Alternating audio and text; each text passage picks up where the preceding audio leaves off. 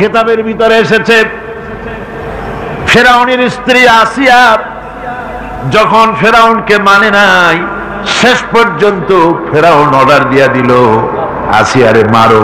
মারার জন্য তক্তার ভিতরে হাজার হাজার প্যারাক মারো।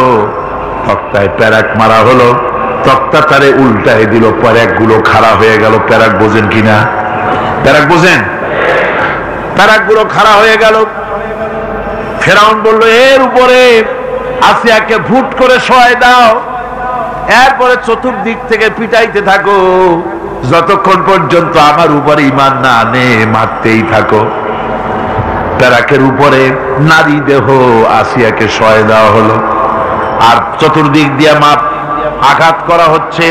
লোহাগুলি শরীরের ভিতরে ঢুকে যাচ্ছে, শত শত লোহা শরীরের ভিতরে ঢুকে যাচ্ছে। এমত অবস্থায় আল্লাহ রাব্বুল আলামিন ডেকে বলেন ফেরেশতারে, আমার ফেরেশতারা আমার আসমানের সব দরজাগুলি খুলে দাও। আমার আসিয়া মৃত্যুর আগে, প্রাণ বেরিয়ে যাওয়ার আগে আমার জান্নাতটা দেখে যেন প্রাণটা বেরিয়ে যায়। আল্লাহর এই রাস্তায় মানুষ জীবন দিতে কুণ্ঠাবোধ করে না যদি ঈমান বিল্লাহ, আল্লাহর প্রতি ঈমান মজবুত হয়ে যায়, তার জীবনের মোটেও পরোয়া হয় না। জীবন দিয়েছেন আল্লাহ, এই জীবন দিব, কাকে ফিরায় দেব? একবার আল্লাহ নবীর কাছে এক মুশরিক এসেছিলেন। একজন মুশরিক এসেছে একটা ভাঙ্গা মূর্তি নিয়ে, একটা ভাঙ্গা মূর্তি নিয়ে এসেছে। হুজুর বললেন তোমার মূর্তি ভাঙ্গা কেন? লোকটি বলল হুজুর এটা হচ্ছে আমার খোদা, এইটারই নিয়ে আমি সব সময় থাকি যাতে সব রকমের বিপদ থেকে আমি বাঁচতে পারি। প্রতিমধ্যে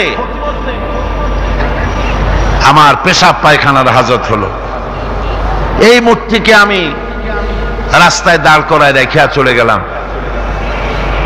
পেশাব পায়খানার কাজ শেষ করে এসে দেখি যারে আমি খোদা বলি, যে আমারে যে বিপদ দিয়ে বাঁচাবে, তার মাথা থেকে পা পর্যন্ত একদম ভিজা।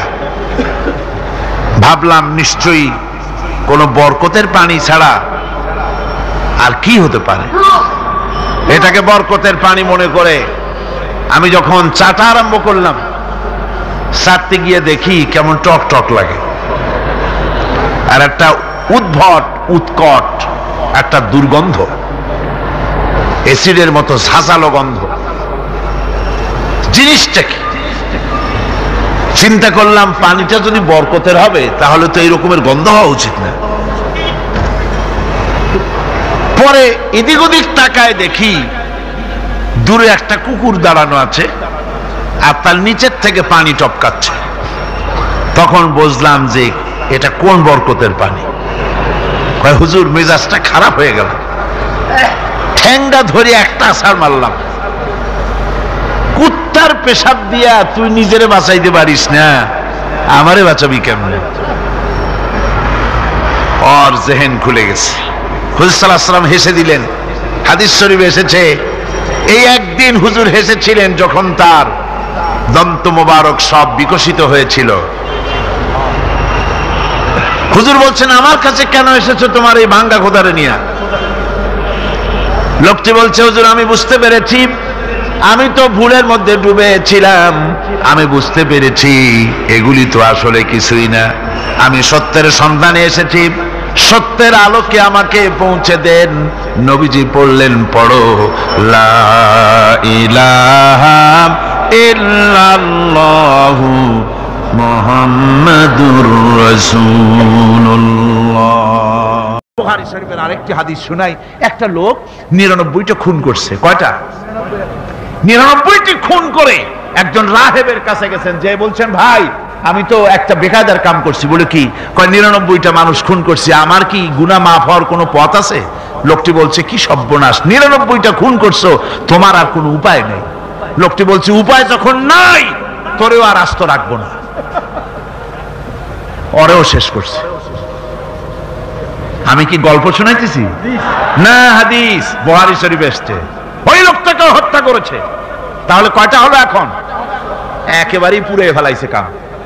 এবার হাঁটতেছে হতাশ হয়ে, কি করলাম? 100টা খুন করে ফেলাইছি, আমার কি আর উপায় আছে? হাঁটতেছে হাঁটতেছে একজনের কাছে জিজ্ঞেস করলো, ভাই আমি তো আকাম করছি, আমি এখন তওবা করতে চাই, আমাকে কি একটা খোঁজ দিতে পারো, ভালো আলেম বড় আলেম কোথায় আছে, আমি তার কাছে কি তওবা করতাম? লোকটি বললেন, ওই যে দেখা যায় দূরে ওইখানে ওই গ্রামে একজন আলেম আছেন, একজন হক্কানি আলেম আছে, তার কাছে যাও। লোকটি রওনা করলেন। প্রতিমধ্যে আল্লাহ পাকের অর্ডার হয়ে গেল লোকটার জান কবজের জন্য। এখন লোকটার মৃত্যু হবে। 2 ধরনের ফেরেশতা এসে হাজির। গজবের ফেরেশতারা কয় যে 100টা খুন করছে, ওর জান আমরা কবজ করব। রহমতের ফেরেশতারা বলছে এই লোকটা তওবার জন্য পেরেশান হয়ে দৌড়াচ্ছে, ওর জান আমরা কবজ করব। 2 দলে ঝগড়া বেঁধে গেল। আল্লাহর নবী বলেন, ফেরেশতারা যখন ফয়সালা চাইলেন, আল্লাহ রাব্বুল আলামিন ফয়সালা দিয়ে দিলেন, জমিন মাপো, যে দিক থেকে এসেছে সেই দিক বেশি না, জালেমের কাছে তওবা করতে যাচ্ছে সেই দিকে বেশি। কোনটা বেশি? যেটা বেশি হবে তার উপরে ফয়সালা হবে। যদি পেছনে জায়গা বেশি থাকে, সামনে জায়গা যদি কম হয়, তাহলে রহমতের ফেরেশতারা জান কবজ করবে। আর যদি সামনে জায়গা বেশি হয়, পিছনে যদি কম হয়, তাহলে গজবের ফেরেশতারা করবে। মাপা হলো, ফেরেশতারা জমিন মাপলেন, জমিন মেপে দেখতে পেলেন ওই আলেমের বাড়ি, যার বাড়ি তওবা করতে যেতে ছিল, তার বাড়ির দিকে 1 বিঘা জায়গা মধ্যভাগ থেকে 1 বিঘাতের মতো কি 1 হাতের মতো বেশি এসে গেছে। আল্লাহ রাব্বুল আলামিন মাপার পরে অর্ডার করে দিলেন, 1 বিঘা বা বেশি জায়গা যখন এসে গেছে তওবা করার জন্য, আমি তার গুনাহ মাফ করে দিয়েছি, রহমতের ফেরেশতা তার জান কবজ করবে। আমার বন্ধুগণ, আল্লাহ রহমান রহিম। মানুষের জন্য গুনাহ করা স্বাভাবিক। যত গুনাহ আমরা করেছি জীবনে, আল্লাহর কাছে মাপ চাইতেছি, আল্লাহ দয়া করে আমাদেরকে মাফ করে দাও। জোরে কোন আমিন, আরো জোরে বলেন আমিন। এই আশা আল্লাহ রাব্বুল আলামিনের কাছে থাকতে হবে। আল্লাহ পাক দূরে না, আল্লাহ কি অনেক দূরে না। وَإِذَا سَأَلَكَ عِبَادِي عَنِّي فَإِنِّي قَرِيبٌ। আল্লাহ রাব্বুল আলামিন বলেন, ও আমার হাবিব, আমার ব্যাপারে যখন বান্দারা প্রশ্ন করে, আমি বান্দার একেবারেই নিকটবর্তী। জোরে কোন সুবহানাল্লাহ। আমি বান্দার একবারেই নিকটবর্তী। কত নিকটে? আল্লাহ রাব্বুল আলামিন কোরআনে বলেছেন কত নিকটে, শোনো। وَنَحْنُ أَقْرَبُ إِلَيْهِ مِنْ حَبْلِ الْوَرِيدِ। আমি আমার বান্দার শাহরগ, যে রগের উপরে তার মাথাটা খাড়া, এই রগের চাইতে আমি বান্দার বেশি নিকটবর্তী। জোরে চিল্লায় কোন সুবহানাল্লাহ। আল্লাহরে ডাকলে আল্লাহ শুনবেন না? শুনবেন না? শুনবেন কিনা? সুতরাং ডাকতে হলে কারে ডাকবো? আল্লাহরে ডাকবো। চাইতে হলে কার কাছে চাইবো? সাহায্য চাইতে হলে কার কাছে চাইবো? আর গুনাহ মাফ করতে পারেন কেবলমাত্র কে? আল্লাহ পাক। তার কাছেই গুনাহ মাফ চাইতে হবে। আমার এই কথা আপনাদের মনে আছে কিনা জানি না। সম্রাট শাহজাহানের সময় এক ফকির, এক ভিক্ষুক ভিক্ষা করে বেড়াতো। 70-80 বছর বয়স হয়ে গিয়েছে। এক লোক বলছে, সারা জীবন তো তোমারে ছোটবেলা থেকে ভিক্ষা করতে দেখলাম। সে বলল, মানুষের দেয় তো 2 পয়সা 1 পয়সা, ভিক্ষা ছাড়া করবোটা কি? লোকটি বলল, তোমার একটা পরামর্শ দেই, একদিন সম্রাটের কাছে গিয়ে যে দেখো, একবারে যা দেবে খাইয়া কুলাইতে পারবে না। সম্রাট শাহজাহান কোথায় আছে এখন? দেখো গিয়া মসজিদে আছে। লোকটি মসজিদের বাইরে গিয়ে দেখে সম্রাট একা হাত তুলে বসে আছে।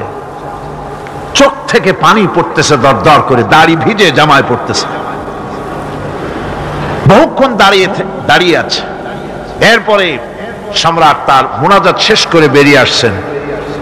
ফকিরের সঙ্গে দেখা। ফকির বলল, আসসালামু আলাইকুম। তিনি বললেন, ওয়ালাইকুম আসসালাম ওয়া রাহমাতুল্লাহ। ফকির রওনা করেছে। বাদশা বলছে, তুমি তো একজন ভিক্ষুক মানুষ বলি মনে হয়, আমার কাছে তো কেউ কিছু না চাইয়া যায় না, তুমি যে কিছু না চেয়েই চলে যাচ্ছ। ভিক্ষুক বলছে, জাহাপানা, সত্যি কিছু চাইতে এসেছিলাম আপনার কাছে, কিন্তু আপনার অবস্থা দেখে আমার জ্ঞানের চোখ খুলে গেছে। আমি দেখতে পেলাম, আমি যে সম্রাটের কাছে ভিক্ষা চাইতে আসলাম, আমি তো শুধু তাকায় আছি, আমি তো কান্দি না, বরং আমি যার কাছে চাইতে এসেছি তিনি আমার চাইতে আরো নগণ্য ভিক্ষুকের মতো হয়ে কার কাছে যেন হাত পেতে চোখের পানি ফেলে কান্দে। মনে মনে ভাবলাম, সম্রাট কান্দে যে সম্রাটের কাছে, ওই আল্লাহ ছাড়া জীবনে কারো কাছে কিছু চাইব না। আল্লাহর কাছে চাওয়ার অভ্যাস করুন, তিনি দিতে পারেন, সবকিছু তার আছে। এই বিশ্বাস মনের ভিতরে জমাতে হবে, তাহলেই সত্যিকারের মুসলমান আমরা হব। আল্লাহ পাক সত্যিকারের গোলাম আমাদেরকে বানাবেন, আমরা বলি আমিন।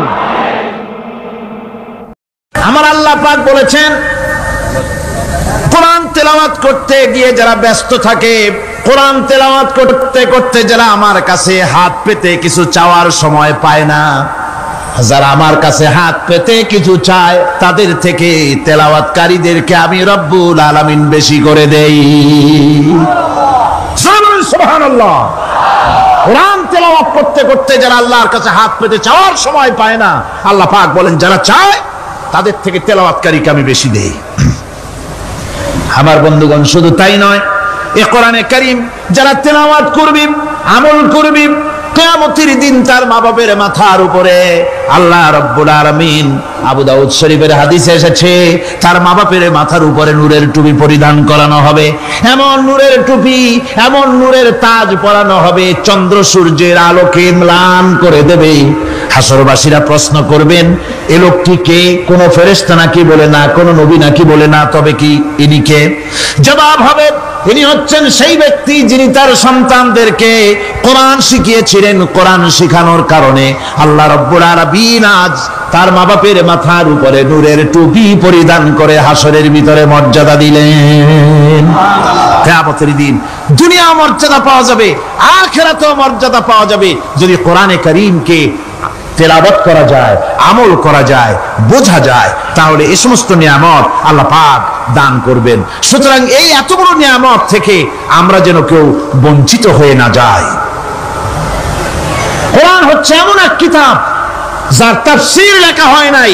পৃথিবীতে এমন কোন ভাষা নাই, পৃথিবীর উল্লেখযোগ্য সবগুলি ভাষায় কোরআনে কারীমের তাফসীর লেখা হয়েছে, কিন্তু কোন মুফাসসির আজ পর্যন্ত একথা বলেন নাই যে আমি যে তাফসীর লিখছি এর চাইতে ভালো তাফসীর আর কেউ লিখতে পারেও না, আর পারবেও না, এটা শেষ, আর তাফসীর লেখা লাগবে না। এই কথা কেউ বলতে পেরেছে? জোরে বলেন, পেরেছে? পারে নাই। তার কারণ কি? আল্লাহ রাব্বুল আলামিন বলেন, قُلْ لَوْ كَانَ الْبَحْرُ مِدَادًا لِكَلِمَاتِ رَبِّي لَنَفِدَ الْبَحْرُ قَبْلَ أَن تَنفَدَ كَلِمَاتُ رَبِّي وَلَوْ جِئْنَا بِمِثْلِهِ مَدَدًا। আল্লাহ পাক বলেন, নবী আপনি বলুন, আমার রবের কথাগুলি লেখার জন্য যদি সমুদ্রের পানিগুলি, সমুদ্রের সমস্ত পানিগুলি যদি কালিতে পরিণত হয়ে যায়, আর আমার রবের কথাগুলি যদি লেখা শুরু হয়ে যায়, আমার রবের কথাগুলি লেখার পূর্বে সমস্ত সমুদ্রের পানিগুলি শেষ হয়ে যাবে, তারপরে যদি আবার সমুদ্র ভরে দেওয়া হয়, আরো যদি লেখা হয়, তবুও আমার রবের কথা লেখা শেষ হবে না। আল্লাহ রাব্বুল আলামিন বলেন, وَلَوْ أَنَّ مَا فِي الْأَرْضِ مِنْ شَجَرَةٍ أَقْلَامٌ وَالْبَحْرُ يَمُدُّهُ مِنْ بَعْدِهِ سَبْعَةُ أَبْحُرٍ مَا نَفِدَتْ كَلِمَةُ اللَّهِ। আল্লাহ রাব্বুল আলামিন বলেন, মা নাফিদাত কালিমাতুল্লাহ। আল্লাহ পাক বলেন, 7টা সমুদ্রের পানি যদি একত্রিত করা হয়, 7টা সমুদ্রের পানি যদি এক জায়গায় করা হয়, এই পানিগুলি যদি কালিতে পরিণত হয়ে যায়, আর পৃথিবীর সমস্ত গাছগুলি যদি কলমে পরিণত হয়ে যায়, ওই গাছগুলি দিয়ে যদি ওই পানির কালি দিয়ে আমার প্রভুর কথা, আল্লাহ রাব্বুল আলামিনের কোরআনের কথা যদি লেখা শুরু হয়ে যায়, লিখতে লিখতে সমস্ত পানিগুলি, গাছগুলি শেষ হয়ে যাবে, আল্লাহ পাকের কালামের ব্যাখ্যা লেখা শেষ হবে না। মা নাফিদাত কালিমাতুল্লাহ, আল্লাহর কথা লেখা শেষ হবে না। এত বড় বিরাট আজিম কিতাব আল্লাহ পাক আমাদেরকে দান করেছেন, সুবহানাল্লাহ পড়েন।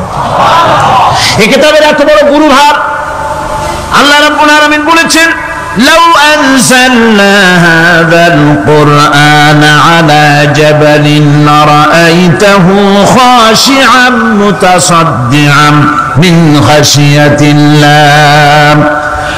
আমি যদি এই কোরআনকে পর্বতের উপরে নাযিল করতাম, তাহলে তুমি দেখতে পেতে আমার ভয় ভীত সন্ত্রস্ত হয়ে পাহাড়গুলো চূর্ণ বিচূর্ণ হয়ে যেত। এত বড় আসীম কিতাব আমি তোমাদেরকে দান করেছি, যার গুরুভার বহন করতে কেউ রাজি হয়নি, পাহাড় পর্বত কেউ রাজি হয়নি, মানুষ রাজি হয়েছে। এই মানুষের উপরে আমি এটা অবতীর্ণ করেছি, গোটা বিশ্ববাসীর সামনে এই কিতাব আমি দিয়েছি তোমাদেরকে, এর দ্বারা হেদায়েত তোমরা গ্রহণ করবে। কিয়ামতের দিন আল্লাহর এই বিরাট নিয়ামত আমাদেরকে দান করলেন, আমরা এই নিয়ামতের নাশকর করেছি, অর্থাৎ এই কোরআনকে আমরা ব্যবহার করেছি সঠিকভাবে করি নাই, বেঠিকভাবে করেছি। প্রথম দিন দ্বিতীয় দিন আমি বলেছি কোরআন শরীফকে শুধু তাবিজ তোমারের জন্য, শুধু সওয়াবের জন্য তেলাওয়াত করেছি। আসলে শুধু সওয়াবের জন্য তো আসেনি কোরআন। কোরআন বুঝতে হবে, আমল করতে হবে, তবে না শান্তি পাবো। আপনি যদি কোরআন হচ্ছে মানুষের জীবন সমস্যার সমাধানের গ্রন্থ, ওষুধ খেলে রোগ ভালো হয়। ওষুধ খেলে কি হয়? কেউ যদি সকাল বেলায় তসবিহ হাতে নিয়ে 500 বার পরে ওষুধ ওষুধ ওষুধ 500 বার পড়লে রোগ কি ভালো হবে? বরং রোগ আরো বাড়তে পারে চিল্লাইতে চিল্লাইতে। শীতের জন্য লেপ্টায় না দিয়া কেউ যদি চিল্লাইতে থাকে, জিকির করে লেপ্ত শোক লেপ্ত শোক লেপ্ত শোক, শীত কি বন্ধ হবে নাকি? পানির পিপাসায় ছটফট করে মানুষ যদি চিল্লায় পানি পানি পানি পানি পানি, পানির পিপাসা আরো বাড়বে। তাহলে কি বোঝা গেল? পিপাসা লাগলে পানি পান করতে হবে, শীত লাগলে কম্বলটা গায়ে দিতে হবে, রোগ হলে ওষুধটা খেতে হবে, তাহলে সব সমস্যার সমাধান হবে। অনুরূপ ভাবে আমরা শুধু কোরআনে কারীমকে তেলাওয়াত করি সওয়াবের নিয়তে, তার হুকুমগুলি জীবনের উপরে আমল করি না বলে আজকের জীবন আমাদের বিপর্যস্ত হয়েছে। ব্যক্তিতে, পরিবারে, রাষ্ট্রে শান্তি নাই, কোথাও শান্তি নাই এই কারণে। আর কিয়ামতের দিন রাসূল আসামি করবেন তাদেরকে যারা কোরআন অমান্য করেছে। রাসূল হবেন বাদী। বাদী হবেন কে? জোরে বলেন, কে বাদী হবেন? রাসূল। আসামি হবে কারা? যারা কোরআন ছেড়ে দিয়েছে। আল্লাহ রাব্বুল আলামিন বলেন, وقال الرسول يا رب إن قومي اتخذوا هذا القرآن مهجورا। কিয়ামতের দিন রাসূল আল্লাহর দরবারে ফরিয়াদ করবেন, আয় আমার রব, আয় আমার আল্লাহ তাআলা, এই সমস্ত লোকগুলি তোমার কালামকে, তোমার কোরআনকে অপ্রয়োজনীয় জিনিস বলে তারা পরিত্যাগ করেছিল। আমার বন্ধুগণ, কিয়ামতের দিন যখন এরা উপস্থিত হবে আল্লাহর দরবারে, আল্লাহ রাব্বুল আলামিন কোরআনের সাথে যারা ঠাট্টা করেছে, বিদ্রুপ করেছে, কোরআনের আইনকে নিয়ে যারা ঠাট্টা বিদ্রুপ মজাক উড়াইছে, কিয়ামতের দিন তাদেরকে বলা হবে ওয়াকিলাল ইয়াউমা নানসাকুম কামা নাসিতুম লিকা ইয়াউমিকুম হাদা। কিয়ামতের দিন আল্লাহ রাব্বুল আলামিন কোরআনের ঠাট্টাকারী, কোরআনের বিদ্রুপকারী, কোরআনের আইনের অমান্যকারীদেরকে বলবেন, আমি আজকে তোমাদের ভুলে গেলাম, যেমন করে তোমরা এই দিনে আমার সঙ্গে সাক্ষাৎকারের কথা ভুলে গিয়েছিলে। তোমরা যেমন আমার আজকের এই কিয়ামতের দিনের কথা যারা ভুলে গিয়েছিলে, আজকে আমিও তোমাদেরকে ভুলে গেলাম। এরপরে কি হবে? ওয়ামাওয়াকুমুন নার ওয়া মা লাকুম মিন নাসিরিন। আল্লাহ পাক বলেন এরপরে এদের জায়গা হবে জাহান্নাম, আর এদের সাহায্যকারীও কেউ থাকবে না, জাহান্নামে চিরকাল থাকতে হবে। এটা এই জন্য যে তারা আল্লাহর কোরআনের সঙ্গে ঠাট্টা করেছে, বিদ্রুপ করেছে, কোরআনের আইন মানে নাই, কোরআনের আইনকে অমান্য করে চলেছে। এই জন্য কিয়ামতের দিন আল্লাহ রাব্বুল আলামিন তাদেরকে শাস্তি প্রদান করবেন। কোরআন পৃথিবীর বুকে আল্লাহ নাজিল করেছেন, শুধু তেলাওয়াত করবেন ঝুলে ঝুলে, এজন্য নয়। কি জন্য নাজিল হলো? এবার উদ্দেশ্য শুনুন। আল্লাহ পাক বলেন আর রহমান আল্লামাল কোরআন। আল্লাহ রাব্বুল আলামিন তিনি হলেন এমন দয়াবান, এমন রহমান, যিনি কোরআন শিখালেন। কি কারণে শিখালেন? কোরআন নাজিলের উদ্দেশ্য কি? আল্লাহ পাক বলেন, ইন্না আনজালনা ইলাইকাল কিতাবা বিল হাক্কি লিতাহকুমা বাইনান নাসি বিমা আরাকাল্লাহ। আল্লাহ পাক বলেন, এই কিতাব আমি আপনার প্রতি অবতীর্ণ করেছি এই জন্যে যাতে করে আপনি আল্লাহর প্রদর্শিত এই বিধান অনুযায়ী মানুষের উপরে বিচার ফয়সালা করতে পারেন। মানুষের উপরে আইন চলবে আল্লাহ। কার আইন? জোরে বলেন, কার আইন? আলা লাহুল খালক ওয়াল আমর। সৃষ্টি যার, আইন চলবে কার?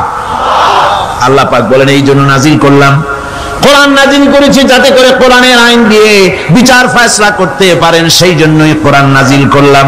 আসলে আল্লাহর নবীর এই পৃথিবীতে আগমনের উদ্দেশ্য ওটাই ছিল। হুয়াল্লাযী আরসালা রাসূলাহু বিল হুদা ওয়া দীনিল হক লিইয়ুযহিরাহু আলাদ-দীনি কুল্লিহি ওয়া কাফা বিল্লাহি শাহীদা।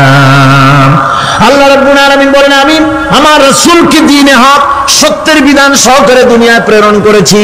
লিইয়ুযহিরাহু আলাদ-দীনি কুল্লিহি, আয় লিইয়ুগলিবাহু আলা সাইরিল আদিয়ান।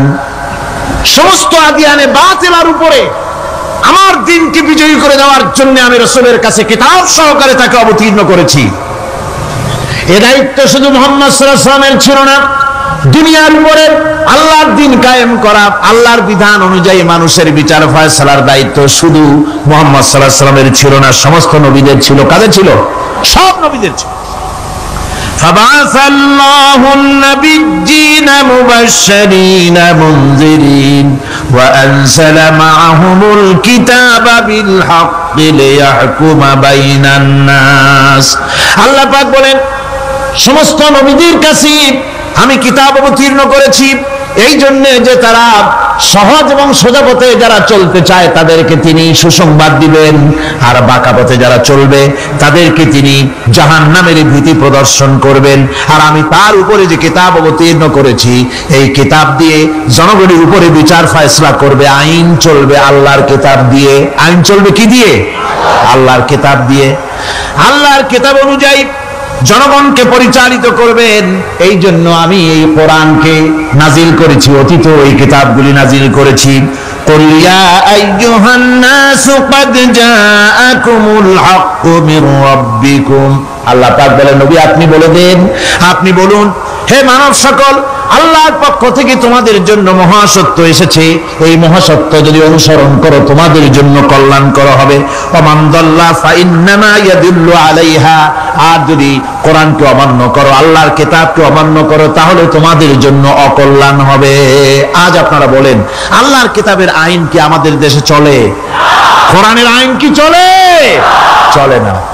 কোরআনের আইন চলে না। আমরা কি খুব শান্তিতে আছি? খুব আরামে আছি?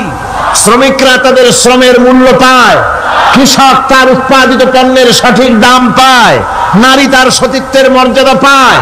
জনগণ কি আরামে ঘুমাতে পারে? না, জনগণ রীতিমতো দুবেলা পেট পুরে সমস্ত জনগণ খেতে পারে। এর একমাত্র কারণ হচ্ছে কোরআনের আইনকে অমান্য করা হয়েছে। ভালো করে কান পেতে শুনুন, আল্লাহ রাব্বুল আলামিন কোরআনে কারীমের মধ্যে পরিষ্কার করে বলেছেন, ওয়া মান লাম ইয়াহকুম বিমা আনজালাল্লাহু ফাউলাইকা হুমুল কাফিরুন। যারা নাকি আমার দেওয়া বিধান অনুযায়ী, কোরআন অনুযায়ী যারা বিচার ফয়সালা করে না, ফাউলাইকা হুমুল কাফিরুন, ফাউলাইকা হুমুজ জালিমুন, ফাউলাইকা হুমুল ফাসিকুন। যারা আমার দেওয়া বিধান অনুযায়ী বিচার ফয়সালা করে না তারা কাফির, তারা জালিম, তারা ফাসিক। সুতরাং এর ভিতরে এই জুলমের মধ্যে জালিমদের অন্তর্গত, ফাসিকদের অন্তর্গত হয়ে বাংলাদেশের বহু মুসলমান, পৃথিবীর বহু এলাকার মুসলমান এর মধ্যে লিপ্ত হয়ে আছে। কোরআনের আইন চালু না করলে পরে, কোরআনের আইন না মানলে পরে জালিম হতে হবে, কাফির হতে হবে, ফাসিক হতে হবে। অর্থাৎ যতখানি না মানবে ততখানি এই বিশেষণে বিভূষিত হতে হবে। এক শ্রেণীর লোক আছে যারা বলে বেড়ান ধর্ম আর রাজনীতি আলাদা। বলেন কিনা? জোরে বলেন, বলে কিনা? ধর্ম আর রাজনীতি আলাদা। তারা বলেন আমরা ধর্ম নিরপেক্ষ থাকতে চাই। তারা কি থাকতে চায়? ধর্ম নিরপেক্ষ থাকতে চায়। কোরআনে কারিমে এই ধর্ম নিরপেক্ষবাদীদের ব্যাপারে কোরআন কি বলছে শুনুন। আল্লাহ রাব্বুল আলামিন বলেন, আলাম তারা ইলাল্লাযীনা ইয়াজউমুনা আন্নাহুম আমানু বিমা উনজিলা ইলাইকা ওয়া মা উনজিলা মিন ক্বাবলিক। আল্লাহ পাক বলেন, হে নবী, তুমি কি সেই সব লোকদেরকে দেখেছ যারা দাবি তো করে যে আমরা আল্লাহর উপর ঈমান এনেছি আর এই কিতাবের উপর ঈমান এনেছি, এর পূর্বে যত কিতাব নাজিল হয়েছে সেসব কিতাবের উপরেও ঈমান এনেছি। ধর্ম নিরপেক্ষবাদীরা তারা তো বলে না যে আল্লাহ মানি না, কোরআন মানি না, একথা বলে না, ওটা বলে না। কি বলে? সেই বলা কথাটাই আল্লাহ এখানে অনেক আগে বলে রেখেছেন। ওরা বলে যে আমরা অবশ্যই আল্লাহকে মানি, আল্লাহর কিতাব মানি, এর পূর্বে যত কিতাব নাজিল হয়েছে সেগুলোও মানি, তবে ইউরিদুনা আইয়াতাহাকামু ইলাত তাগুত, তারা চায় তাদের জীবনের সমস্ত সমাধান সমস্যার জন্য তাগুতের কাছে যেতে চায়। তাগুতকে, আল্লাহকে বাদ দিয়ে তারা যেতে চায় কোথায়? তাগুতের কাছে। জোরে বলেন, কিসের কাছে যেতে চায়? তাগুতের কাছে। তাগুত বলে কারে? তাগুত বলা হয় যে নিজে আল্লাহর আইন মানে না এবং অপরকেও আল্লাহর আইন অমান্য করতে বাধ্য করে, তাকে বলা হয় তাগুত। ওরা বলে ধর্ম আর রাজনীতি আলাদা। কোরআন মানি কিন্তু কোরআনের আইন মানি না। ওরা কোরআন মানে ঠিকই, বলে যে কোরআন মানি, কিন্তু কোরআনের আইন মানে। তাহলে এ মানি বলার অর্থটা কি? এর মূল্যটা কোথায়? কোরআন যদি মানো তো কোরআন বলেছে সুদ খেও না, আমাদের দেশে সুদ চলছে না? কোরআন বলেছে বিবিকে পর্দায় রাখো, পর্দায় কি রাখা হচ্ছে? কোরআন বলেছে ওজনে কম দিও না, তা কি মানা হচ্ছে? কোরআন বলেছে আমার আইন দিয়ে দেশ শাসন করো, তা কি করা হচ্ছে? সুতরাং ধর্মনিরপেক্ষ মতবাদ যেটা, এই মতবাদটা কোরআনের দৃষ্টিতে কুফরি মতবাদ। ধর্মনিরপেক্ষ মতবাদ কি? জোরে বলেন, ধর্মনিরপেক্ষ মতবাদ কি? কোন মুসলমান, যে ব্যক্তি নিজেকে মুসলমান বলে দাবি করে, ধর্মনিরপেক্ষ মতবাদ সে বিশ্বাস করতে পারে না, জায়েজ নাই, হারাম। আফাতুমিনুনা বিবাদিল কিতাব ওয়া তাকফুরুনা বিবাদ, তোমরা কোরআনের কিছু অংশকে মেনে নিবে আর কিছু অংশকে করবে অস্বীকার। এটা যদি করো দুনিয়ার জীবনে পাবে দুনিয়ার জীবনে জিল্লতি আসবে, লাঞ্ছনা আসবে, আর কিয়ামতে পাবে জাহান্নামের শাস্তি। সুতরাং ধর্মনিরপেক্ষ মতবাদের অর্থ তারা বলে যে ধর্মহীনতা নয়, আসলে কিন্তু ধর্মনিরপেক্ষ মতবাদের অর্থই হলো ধর্মহীনতা। ঠিক কিনা কন? জোরে বলেন ঠিক কিনা? এই ধর্মনিরপেক্ষ মতবাদ আমাদের দেশের জন্ম হয় নাই, এর জন্ম হয়েছে ইউরোপ সভ্যতায়। প্রাচীন ইউরোপ সভ্যতায় এর জন্ম হয়েছিল, সেখান থেকে তার আন্ডা বাচ্চা ভারতে এসেছিল। ভারত থেকে এই আন্ডা বাচ্চার কিছু অংশ 1972 সালে তদানীন্তন সরকারের মাথার উপরে ভারত চাপিয়ে দিয়েছিল। সেই ধর্মনিরপেক্ষ মতবাদ 1972 সনের সংবিধানে লেখা হলো, কিন্তু 1982 সনে যখন সংবিধান আবার অ্যামেন্ডমেন্ট করা হলো, তখন ধর্মনিরপেক্ষতার কপালে ঝাঁটা মেরে বিদায় করা হয়েছে। বাংলাদেশে ধর্মনিরপেক্ষ মতবাদ চলতে পারে না। ধর্মনিরপেক্ষ মতবাদের কথা আমাদের দেশে তারাই বলে যারা 72 সনে ক্ষমতায় ছিলেন। তারা ধর্মের সাথে কি ব্যবহার করেছেন আমরা ভুলে যাই নাই, আপনারা ভুলে গেছেন। 1972 সনে দেশের সমস্ত বিশ্ববিদ্যালয়ের মনোগ্রাম থেকে ইকরা বিসমি রাব্বিকাল্লাযী খালাক রাব্বি জিদনি ইলমা, কোরআনে কারীমের এই আয়াতকে বিদায় করে দেওয়া হয়েছিল। শাসনতন্ত্রের শিরোনামে বিসমিল্লাহকে গ্রহণ করা হয় নাই। শুধু তাই নয়, কোরআনে কারীম যেখানে তেলাওয়াত করা হয় তখনকার সময় রেডিওতে, টেলিভিশনে, ওই 72 থেকে 3 বছর, এবং এখনো সেই দলটি মিটিং করতে গিয়ে, কোন জায়গায় কিছু করতে গিয়ে আগে কোরআন শরীফ, তারপরে গীতা, তারপরে বাইবেল। এগুলি হচ্ছে মুনাফিকের লক্ষণ। কিসের লক্ষণ? যেখানে যেই টেবিলে যেই মঞ্চে কোরআন তেলাওয়াত হয়, বাইবেল গীতা পড়া হারাম, পড়া হতে পারে না। কোরআনের চাইতে শ্রেষ্ঠ কিতাব আল্লাহর দুনিয়া আছে? সমস্ত কিতাবকে রদ করেছে কোরআন। হযরত ওমর রাদিয়াল্লাহু তাআলা রাসূল করিম সাল্লাল্লাহু আলাইহি ওয়াসাল্লামের কাছে গিয়ে তাওরাতের একটা পাতা পড়তেছিলেন। হযরত আবু বকর রাদিয়াল্লাহু তাআলা সেখানে চলে এলেন। এসে দেখেন রাসূল করিম সাল্লাল্লাহু আলাইহি ওয়াসাল্লামের চেহারা মোবারক লাল হয়ে গিয়েছে গোসায়। হযরত আবু বকর বললেন, ওমর, তুই যদি এর থেকে মরে যেতিস, তুই যদি এর থেকে মরে যেতিস, তুই যদি এর থেকে মরে যেতি। তিনবার বললেন। হযরত ওমর শিউরে উঠলেন, হতচকিত হয়ে উঠলেন। আবু বকর আমাকে মরার কথা বলছেন কেন? তিনি তাকিয়ে দেখেন রাসূল করিম সাল্লাল্লাহু আলাইহি ওয়াসাল্লামের চেহারা মোবারক গোসায় লাল হয়ে গিয়েছে। হযরত ওমর বলছেন, ইয়া রাসূলুল্লাহ, আমার এবং আমার পিতা মাতার জীবন আপনার কদম মোবারকে উৎসর্গ হয়ে যাক। আমি অপরাধ করেছি, কি অন্যায় করেছি হুজুর আমাকে বলুন। হুজুর বলছেন, ওমর, তুমি যে তাওরাতের পাতা আমার সামনে পড়তেছো, এই তাওরাত যার উপরে নাজিল হয়েছিল, সেই মুসা আলাইহিস সালাম যদি আজকে বেঁচে থাকতেন, তাহলে আমার উম্মতের ভিতরে শামিল হয়ে যাওয়া তার জন্য ফরজ হয়ে যেত। অতীতের সমস্ত কিতাবকে রদ করা হয়েছে, সমস্ত শরিয়াতকে বন্ধ করা হয়েছে। সুতরাং কোন মুসলমানের প্ল্যাটফর্মে যেখানে কোরআন তেলাওয়াত হয়, বেদ, বাইবেল, গীতা পড়া হারাম সেখানে। এই মুনাফিকরা তাও করে থাকে। আমার মুসলমান ভাইয়েরা, নজরুল ইসলাম কলেজের ইসলাম শব্দ বাদ দিয়ে নজরুল কলেজ করা হয়েছিল। সলিমুল্লাহ মুসলিম হলের মুসলিম শব্দ বাদ দিয়ে শুধু সলিমুল্লাহ হল করা হয়েছিল। তার মানে ধর্ম এদের কলিজায় আগুন জ্বালিয়ে দেয়। ইসলামের নাম বরদাস্ত হয় না, কোরআনের নাম বরদাস্ত হয় না। আর বরদাস্ত হয়নি বলেই আল্লাহ পাক তার ইন্তেকাম নিয়েছেন।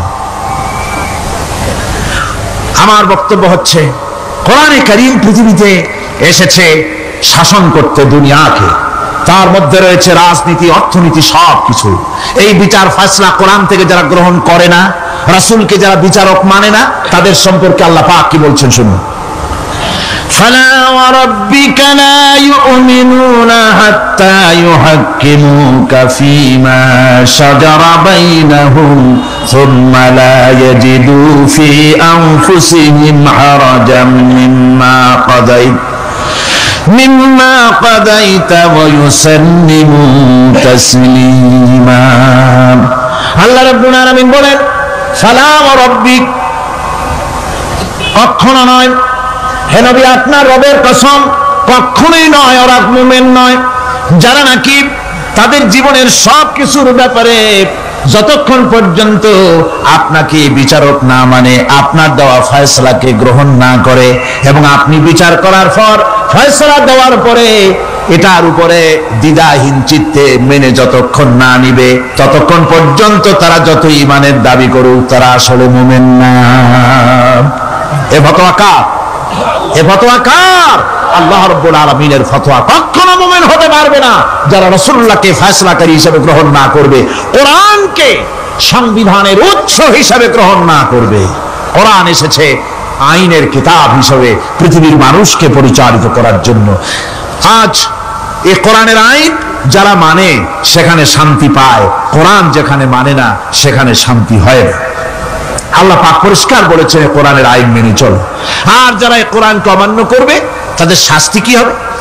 আল্লাহ পাক বলেন, আল্লাযীনা কাযযাবু বিল কিতাবি ওয়া বিমা আরসালনা বিহি রুসুলানা ফাসাউফা ইয়ামালুন। আল্লাহ পাক বলেন, আমি যে কিতাব নাজিল করেছি, এই কিতাবকে যারা মিথ্যা মনে করে, কিতাবকে যারা অস্বীকার করে, কোরআনের আইন যারা মানে না, আমি যে রাসূলের উপরে যা নাজিল করেছি সেগুলির উপরে যারা ঈমান আনে না, এগুলিকে যারা মানে না, তাদের জন্য এর পরিণতি তারা খুব শীঘ্রই টের পাবে। খুব শীঘ্রই তাদেরকে পরিণতি দেওয়া হবে। কিয়ামতের দিন তাদেরকে আল্লাহ রাব্বুল আলামিন জাহান্নামে প্রবেশ করাবেন। কোরআনের অমান্যকারীদের জায়গা কোথায় হবে? কোথায় হবে তাদের জায়গা? জাহান্নামের ভিতরে হবে।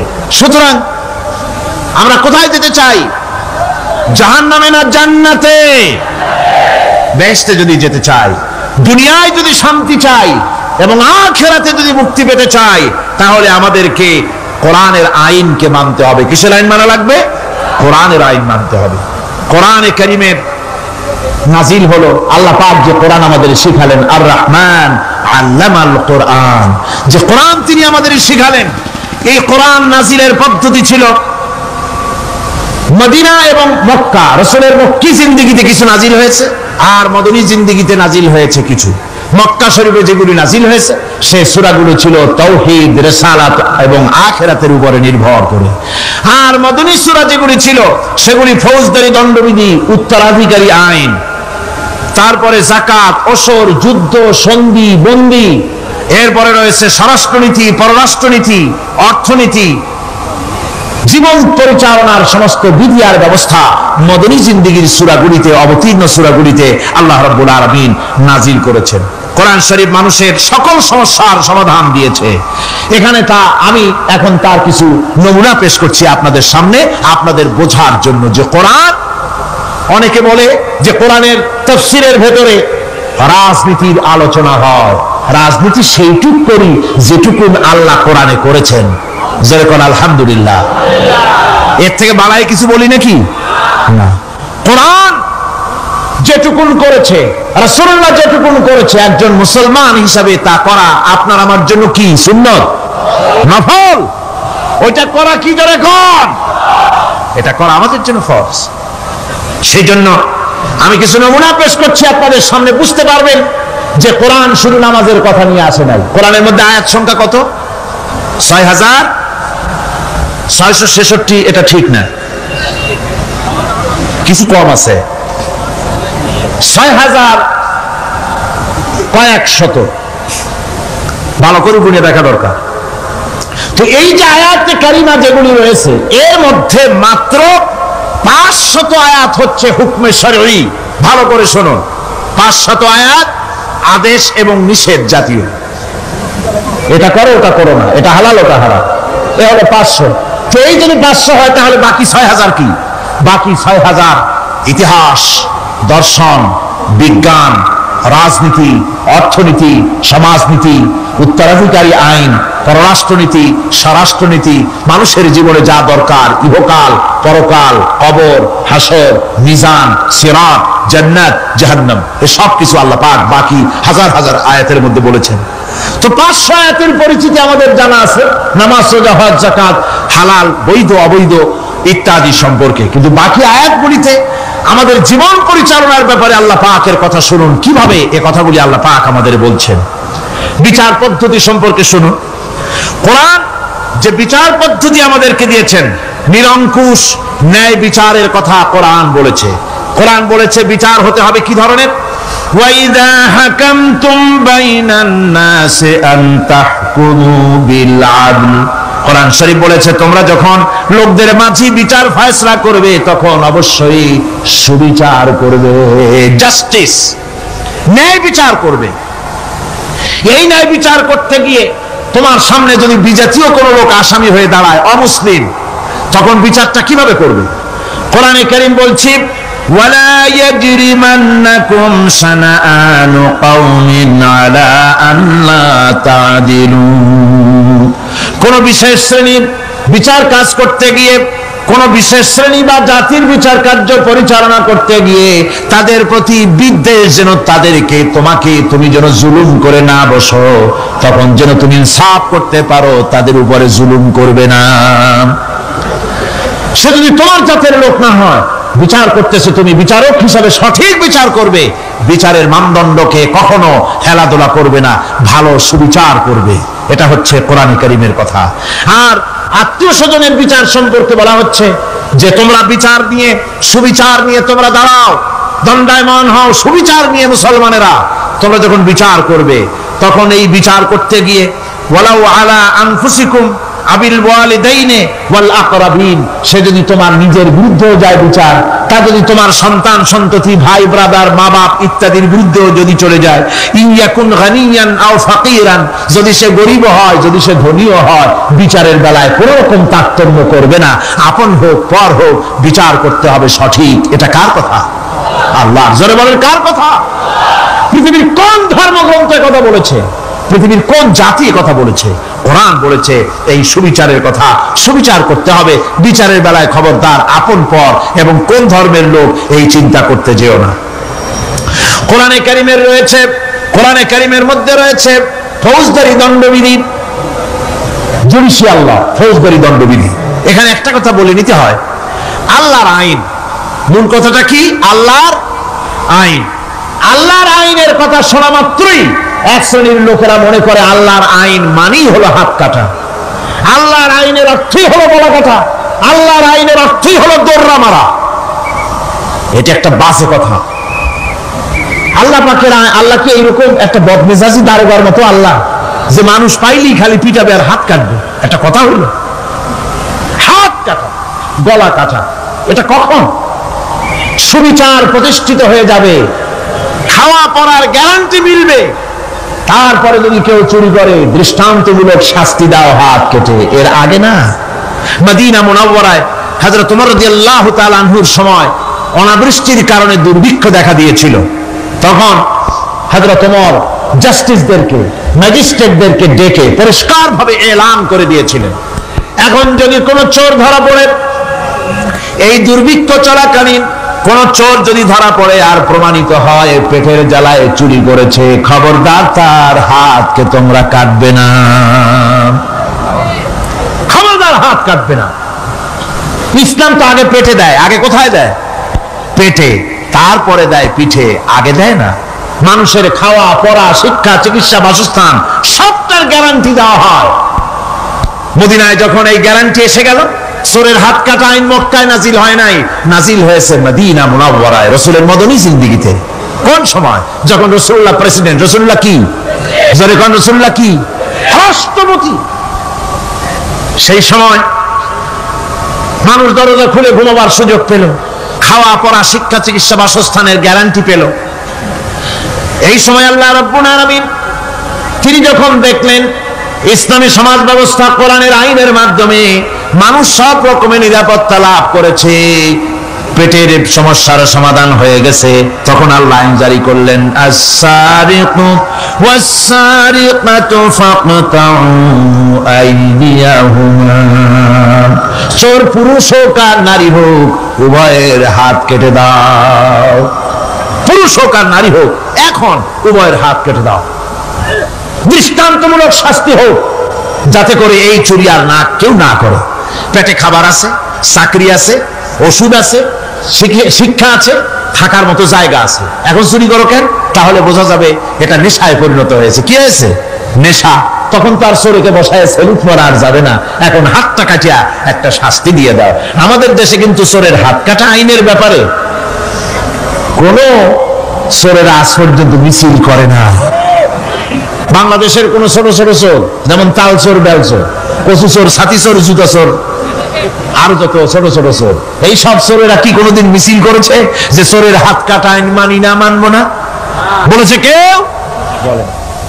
কিন্তু এই আইনের বিরুদ্ধে সোচ্চার কারা? কোন চোরেরা? নিশ্চয়ই ছোট চোরেরা না, বড় চোর।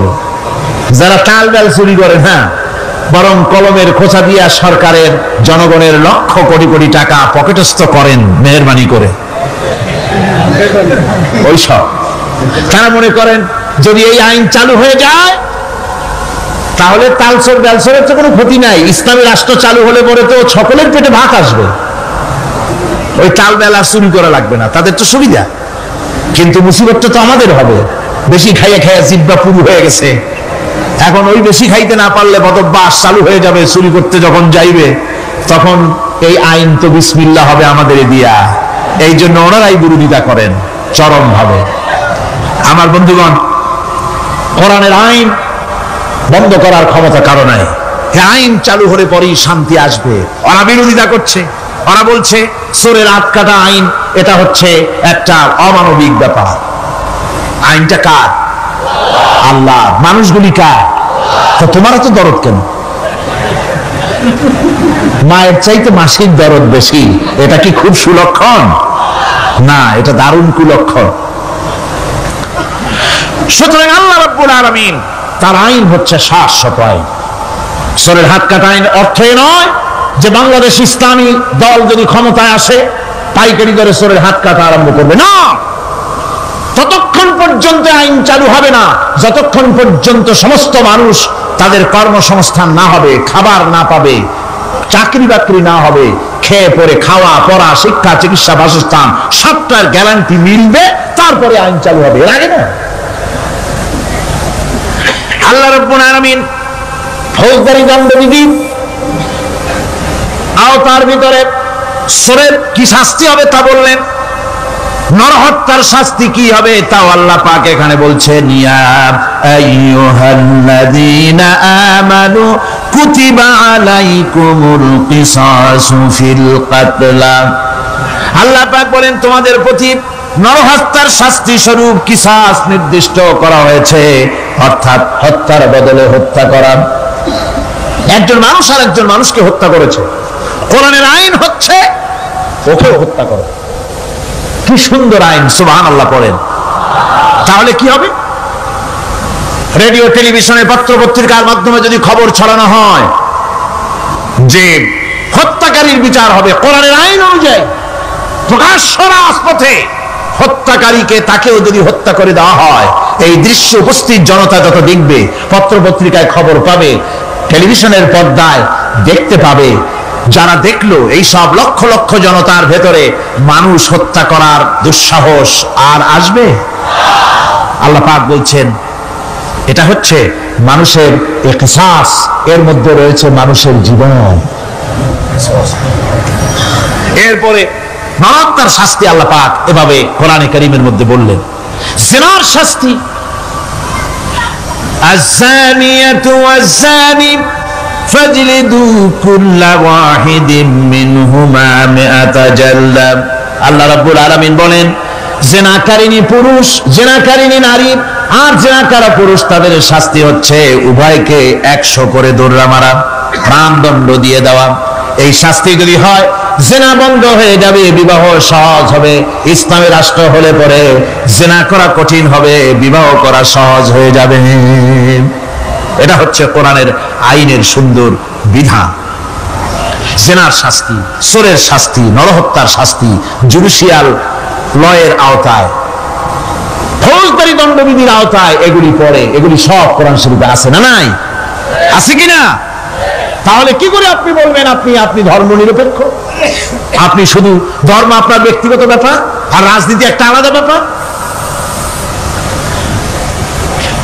এবারে আল্লাহ রাব্বুল আলামিন মদ পান সম্পর্কে, যারা মদ পান করবে, জুয়া খেলবে যারা, তাদের সম্পর্কে মদ্যপায়ীদের ব্যাপারে আল্লাহ পাক বলছেন, ইন্নামাল খামরু ওয়াল মাইসিরু ওয়াল আনসাবু ওয়াল আজলামু রিজসুম মিন আমালিশ শাইতানি ফাজতানিবুহু। আল্লাহ পাক বলেন নিঃসন্দেহে মদ, জুয়া এবং পাশা, এই সমস্ত খেলাকে, এই সমস্ত জিনিসকে নাপাক ঘোষণা করা হয়েছে। এগুলি সব হতেছে শয়তান কর্তৃক উদ্ভাবিত নোংরা কাজ।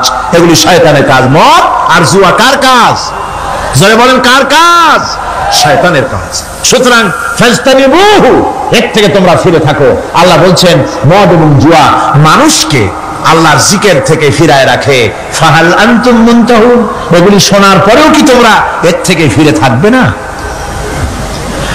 এবার আল্লাহ রাব্বুল আলামিন ওজনে কম দেওয়া সম্পর্কে বলছেন, যারা ব্যবসায়ী, অনেক ব্যবসায়ী আছে, ব্যবসা করতে গিয়ে ধর্ম ব্যক্তিগত ব্যাপার, ব্যবসার মধ্যে ধর্ম নিতে চাই না। কয় যে ধর্ম দারুণ পবিত্র জিনিস, এত পবিত্র, শুধু মসজিদে থাকবে, শুধু মাদ্রাসায় থাকবে, আমার জীবনের বিস্তীর্ণ অঙ্গনে ধর্ম ঢুকতে পারবে না। তার মানে ভাবখানা এই, আল্লাহ এবং রসুলকে বলে দেওয়া হচ্ছে, হে আল্লাহ হে রসুল, তোমাদের উপরে 144 জারি করে দিলাম, শুধু মসজিদে আর খানকায় থাকো, মাদ্রাসায় থাকো, আমাদের জীবনের বিস্তীর্ণ অঙ্গনে তোমাদের কোনো প্রবেশের অধিকার নাই। জোরে কর নাউজুবিল্লাহ।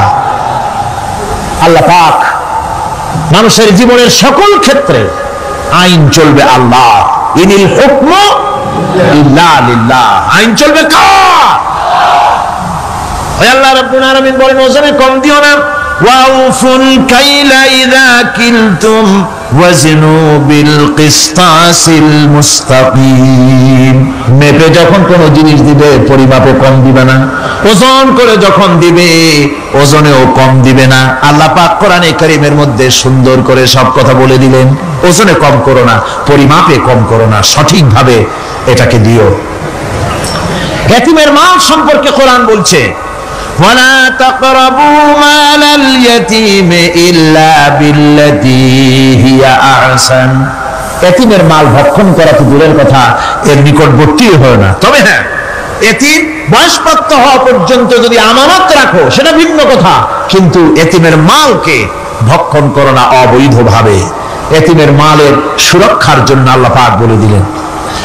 অশ্লীলতা সম্পর্কে, আজকে সমাজে অশ্লীলতা চলছে, বেহায়ামি, নগ্নতা চলছে, এ সম্পর্কে আল্লাহ পাক বলছেন কুল ইন্নামা হারামা রাব্বিয়াল ফাওয়াহিশা মা যাহারা মিনহা ওয়া মা বাতান। আল্লাহ পাক বলেন হে নবী আপনি বলে দেন আমার প্রভু নিঃসন্দেহে প্রকাশ্য এবং অপ্রকাশ্য সব রকমের নির্লজ্জতা এবং পাপাচারকে নিষিদ্ধ ঘোষণা করেছেন, হারাম করে দিয়েছেন। প্রকাশ্য এবং অপ্রকাশ্য সব রকমের পাপাচারকে, নির্লজ্জতাকে আল্লাহ পাক নিষেধ করেছেন। আজকে আমাদের দেশের টেলিভিশনে যে সমস্ত নির্লজ্জ বিজ্ঞাপন দেওয়া হয়, নারী দেহের যে সৌন্দর্য প্রদর্শনী করা হয়, এ কি কোনো মুসলমান দেশের করা উচিত? কোন মুসলমানদের জন্য এটা কি বৈধ? আজ নির্লজ্জতা, বেহায়ামি ছড়িয়ে পড়ছে চতুর্দিকে। আল্লাহ পাক নিষেধ করছেন, হারাম করে দিয়েছেন। প্রকাশ্য অপ্রকাশ্য সব রকমের নির্লজ্জতা আল্লাহ পাক। তাদের কাছে মজা লাগে, কবিতা পাঠের আসর, গানের আসর, পুঁথি পাঠের আসর, নাচ, নাটক, গল্প ইত্যাদি তাদের কাছে মজা লেগেছে। আমার কোরআনকে তারা ছেড়ে আপনার কোরআনকে তারা উপহাস করেছে। এই উপহাস করার কারণেই মুসলমানদের এই চরম অবনতি। আল্লামা ইকবাল বলেছেন वो जमाना में मुअज़्ज़ज़ थे मुसलमान होकर और तुम मुखार बने हो तारिके कुरआन होकर। সে যুগের মানুষেরা কোরআনকে সম্মান করে দুনিয়ার বুকে মর্যাদা তারা পেয়েছিলেন, আর আজকে কোরআনকে না মেনে কোরআন থেকে দূরে সরে গিয়ে মানুষেরা আজ চরম ভাবে জিল্লতির মধ্যে পড়ে গিয়েছে। কাজেই আল্লাহ রাব্বুল আলামিনের নবী কিয়ামতের দিন মামলা দায়ের করবেন, বড় মুশকিল হয়ে যাবে মুসলমানদের জন্য, বিপদে পড়ে যেতে হবে। সেজন্য রসুল যে মামলা দায়ের করবেন, ওই মামলায় যেন আমরা আসামি না হয়ে যাই, তার জন্য আমাদের দায়িত্ব হলো কোরআন পড়তে হবে, কোরআন বুঝতে হবে, আর কোরআন অনুযায়ী নিজেদের জীবনকে পরিচালিত করতে হবে। যারা এই কোরআনকে মানবে না, কোরআনের ফয়সালা অনুযায়ী জীবনের ফয়সালা করবে না, তাদের সম্পর্কে আল্লাহ পাক বলেছেন ওয়ামান লাম ইয়াহকুম বিমা আনজালাল্লাহু ফাউলাইকা হুমুল যালিমুন। যারা এই কোরআন দিয়ে, এই বিধান দিয়ে বিচার ফয়সালা করে না, তারা জালিম, তারা কাফের, তারা ফাসিক, যারা নাকি কোরআন দিয়ে বিচার ফয়সালা করে না। সুতরাং কোরআনের ইখতিলাফ কায়েম করার জন্য চেষ্টা করতে হবে, সম্মিলিতভাবে চেষ্টা করতে হবে, যাতে করে সমাজে কোরআনের রাজ কায়েম হয়ে যায়। শুধু তেলাওয়াতের মাধ্যমে নয়, বরং বাস্তবে কোরআনকে জমিনে প্রতিষ্ঠার জন্য সর্বাত্মক প্রচেষ্টা চালাতে হবে মুসলমানদেরকে। আমরা কি সেই প্রচেষ্টা চালাতে রাজি আছি? জোরে বলেন, রাজি আছি? আল্লাহ রাব্বুল আলামিন বলেন আমি প্রত্যেক নবীর জন্য দুষ্কৃতকারীদেরকে দুশমন বানায় দিয়েছি, অর্থাৎ এই দুশমনি চলতে থাকবে। হঠাৎ করে ফেরেশতা এসে জমিনে দিন কায়েম করে দিয়ে যাবেন, এজন্য সংগ্রাম করতে হবে, এজন্য কষ্ট করতে হবে। আর আল্লাহ পাক বলেন, নবীকে বলছেন আপনাকে সাহায্য করার জন্য, সত্য পথ দেখাবার জন্য আর সাহায্য করার জন্য আমি আল্লাহ আপনার জন্য যথেষ্ট। যখন দিন কায়েমের জন্য সংগ্রামে মানুষ লিপ্ত হয়ে যাবে, আল্লাহ পাক বলেন শত্রুদের হাতে অসহায় করে আমি তোমাদের ছেড়ে দেব না। ওয়া কানা মান আলাইনা নাসরুল মুমিনিন। মুমিনদের সাহায্য করা আমি আল্লাহর জন্য ওয়াজিব। মুমিনদের জন্য সাহায্য করা আল্লাহর কি হক। আল্লাহ বলেন আমি মুমিনদেরকে সাহায্য করব, ভয় পাইও না। ওয়ালা তাহিনু ওয়ালা তাহজানু ওয়া আনতুমুল আলাউনা ইন কুনতুম মুমিনিন। কোনো ভয় নাই, কোনো চিন্তা নাই। যদি মুমিন হও আমি আল্লাহ তোমাদেরকে বিজয়ী করব। মুমিন হওয়া লাগবে। আর যদি মুমিন না হও তাহলে বার্মার মতো কাফেরের দেশ ভয় দেখাবে, ভয়ের সাথে চিত হয়ে পড়বা। বুঝলেন? ঈমান যদি থাকে, ঈমানের মজবুতি যদি থাকে, তাহলে মুসলমান লড়াই করে এসেছে, ইতিহাস দেখিয়ে এসেছে। সামান্য কয়েকজন মুসলমান, আল্লাহ বলেছেন 10 জন যদি হও 100-র উপরে আমি তোমাদেরকে জয়যুক্ত করব। সুবহানাল্লাহ। মুত্তাকি হতে হবে, সাবের হতে হবে। মুসলমান হলে তার তো ভয়ের কিছু নাই। সে লড়াই করে অস্ত্রের জোরে নয়, জনবলের সৈন্যদের শক্তির জোরে নয়, সে লড়াই করে আল্লাহ রহমতের উপরে ভরসা করে, ইমানের জোরে। কিসের জোরে? ইমানের জোরে। এই জন্য মুসলমানদের সাথে যারাই লড়াই করতে এসছে মার খাইয়া পলাইয়া কুল পায় নাই, মহাবীর দুর্বল সিংহের মতো পলাইছে। তাদের তার কারণ কি? যে ওদের চিন্তা হলো যে যদি মরি তো জাহান্নাম ছাড়া পথ নাই। আর মুসলমান সে মনে করছে যদি বাঁচি তো গাফি, আর যদি মরি শহীদ হয়ে যাবো, জান্নাতে চলে যাবো। কোথায় চলে যাবো? জান্নাতে চলে যাবো। আমার ভাইয়েরা, এজন্য বিশ্বকবি কবি সম্রাট আল্লামা ইকবাল বলেছেন, বাতিল সে দবনে ওয়ালে আয়ে আসমান হি হাম, बातिल से दबने वाले आए आसमान ही हम, सो बर कर चुका है तो इम्तिहान हमारा। বাতিলের সামনে মাথা নত করার জাত আমরা না। আকাশ সাক্ষী, জমিন সাক্ষী, এ পৃথিবী সাক্ষী। মুসলমানেরা কখনো, ইমানদার মুসলমানেরা কখন মাথা, কোন সময় তারা মাথা নত করে না। তারা সেই বীর জাতি। দস্ত দস্ত है दरिया भी न छोड़े हमने, दस्त दस्त है दरिया भी न छोड़े हमने, बहरे जुल्मत में दौड़ा दिए घोड़े हमने। আমরা সেই জাতি, প্রান্তর তো প্রান্তর। শ্রাবণের খরস্রোতা উত্তাল তরঙ্গমালা নদীর উপর থেকে ঘোড়া দাবড়িয়ে আমি নদীর অপর পারে ইসলামের পতাকা উড্ডীন করেছি। আমি সেই মুসলমান। সুতরাং আল্লাহ রাব্বুল আলামিন বলেন, ইয়া আইয়ুহাল্লাযীনা আমানু ইন তানসুরুল্লাহা ইয়ানসুরকুম। ও বিশ্বাসীরা, তোমরা যদি আল্লাহর মদদ করো আল্লাহ তোমাদের মদদ করবেন। তোমরা আল্লাহর সাহায্য করো, আল্লাহ তোমাদের সাহায্য করবে। আল্লাহর কি সাহায্য করবেন আপনারা? আল্লাহ দান কম হয়েছে না চাউল কম হয়েছে? কি সাহায্য করবেন? আল্লাহর সাহায্য মানে ইসলামের সাহায্য। আপনি যদি ইসলামের সাহায্য করেন আল্লাহ রাব্বুল আলামিন আপনাকে সাহায্য করবেন। আর সাহায্য এমন ভাবে করবেন, ইতিহাসে বহু কথা আছে, আমি সংক্ষেপ করে দিচ্ছি। বদরের প্রান্তরে মাত্র কয়েকজন মুসলমান, আল্লাহ পাক তাদেরকে কিভাবে জিতালেন। আল্লাহ পাকের ওই কবি বলতেছেন, ফেজায়ে বদরে পয়দা কুন ফেরেশতে তেরি নুসরত কো উতার सकते गर्दों से कतर अंदर कतर अभी। বদরের প্রান্তরে মুসলমানদের ঈমান ছিল। ওই ঈমান যদি তোমরা আনতে পারো তাহলে আমি আল্লাহ রাব্বুল আলামিন কাতারে কাতারে ফেরেশতা তোমাদের জন্য অবতীর্ণ করে দিতে পারি। যেরকম সুবহানাল্লাহ। وقال الذين كفروا لولا نزل عليه القرآن جملة واحدة كذلك لنثبت به فؤادك ورتلناه ترتيلا। আল্লাহ পাক কোরআন শরীফের মধ্যে বলেছেন,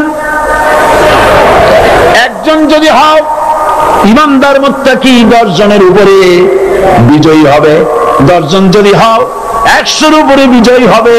100 যদি হও 1000-এর উপরে বিজয়ী করবো। জোরে বলেন সুবহানাল্লাহ। কবি বলতেছেন, ফিজায়ে বদরে পয়দা কুন ফেরেশতে তেরি নুসরত কো উতার सकते गर्दों से कतर अंदर कतर अभी। বদরের মুসলমানদের মতো ঈমান আনো, তাহলে আকাশ থেকে কাতারে কাতারে ফেরেশতা নাজিল করে দিয়ে আল্লাহ পাক তোমাদেরকে সাহায্য করবেন। সুবহানাল্লাহ। সে আল্লাহ আছে না নাই? জোরে বলেন, আছে না নাই?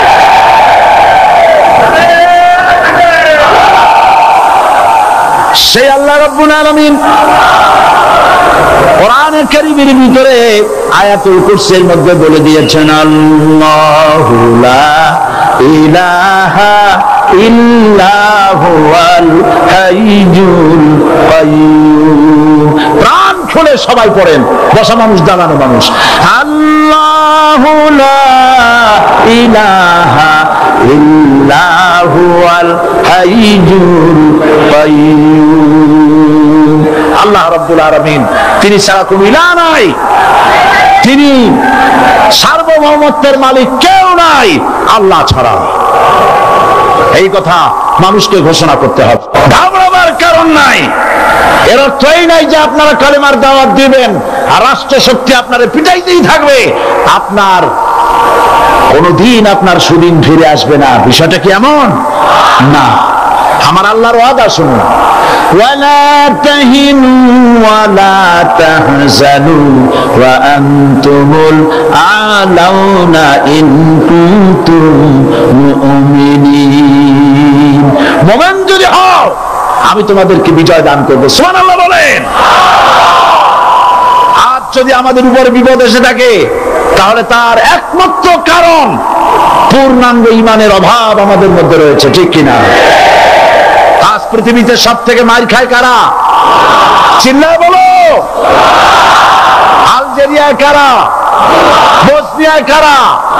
চেচনিয়ায় কারা? প্যালেস্টাইনে কারা? জুরিবাত আলাইহিমুয যিল্লাতু ওয়াল মাসকানা ওয়া বাউ বিগাদাবিন মিনাল্লাহ। আল্লাহর গজব আসবে, ইহুদিরা পৃথিবী থেকে নিশ্চিহ্ন হবেই হবে ইনশাআল্লাহ। দেখেছেন তাকায়া প্যালেস্টাইনে ইসরায়েলিরা হেলিকপ্টার, গানশিপ, কামান, বোমা নিক্ষেপ করছে, আর প্যালেস্টাইনের শিশু, কিশোর, যুবকেরা ইহুদিদের নিক্ষিপ্ত বোমা আর কামানের মোকাবেলা করতেছে পাথর দিয়ে। আমি আমার অন্তরের অন্তঃস্থল থেকে ধন্যবাদ জানাই, মোবারকবাদ জানাই খালিদ বিন ওলীদের উত্তরসূরি, খাব্বাব খুবাইবের উত্তরসূরি প্যালেস্টাইনের ওই সব যুবকদেরকে যারা কাফের বেঈমান ইহুদিদের মোকাবেলা করতেছে ইট আর পাথর দিয়ে। আর আমি আমার অন্তরের অন্তঃস্থলের সমস্ত ঘৃণা দিয়ে আমি ধিক্কার জানাই পৃথিবীর মুসলিম শাসকদেরকে, যারা মুসলমানদের মার দেখে চুপ করে যারা বসে আছে।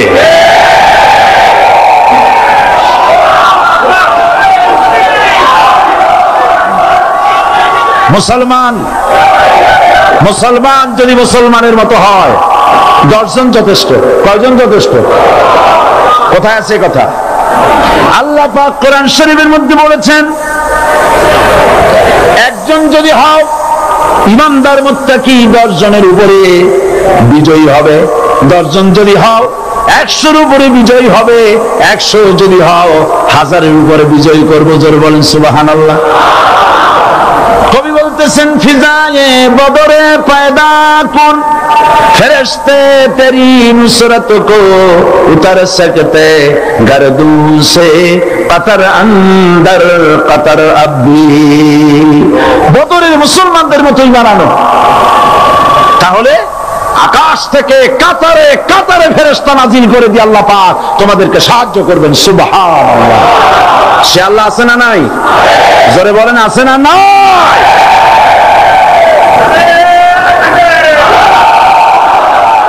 সেই আল্লাহ রাব্বুল আলামিন কোরআনের কারীমের ভিতরে আয়াতুল কুরসির মধ্যে বলে দিয়েছেন, আল্লাহু লা ইলাহা ইল্লা হুয়াল হাইয়ুল কাইয়্যুম। প্রাণ খুলে সবাই পড়েন, বসা মানুষ, দাঁড়ানো মানুষ। আল্লাহু লা ইলাহা ইল্লা হুয়াল হাইয়ুল কাইয়্যুম। আল্লাহ রাব্বুল আলামিন, তিনি ছাড়া কোনো ইলাহ নাই, যিনি সার্বভৌমত্বের মালিক কেউ নাই আল্লাহ ছাড়া। এই কথা মানুষকে ঘোষণা করতে হবে। বাধা, এই কথা বললেই বাধা দেবে কয় শ্রেণীর লোক? 3 শ্রেণী। প্রথম শ্রেণী হচ্ছে কে? রাষ্ট্রশক্তি। আজও তারা বাধা দিচ্ছে। আল্লাহর আইন দিয়ে দেশ চালাও, তারা তাদের মন মর্জি মোতাবেক আইন দিয়ে দেশ চালাবে। আল্লাহ পাক বলছেন আলা আলাহুল খালকু ওয়াল আমরু, সৃষ্টি যার আইন চলবে তার।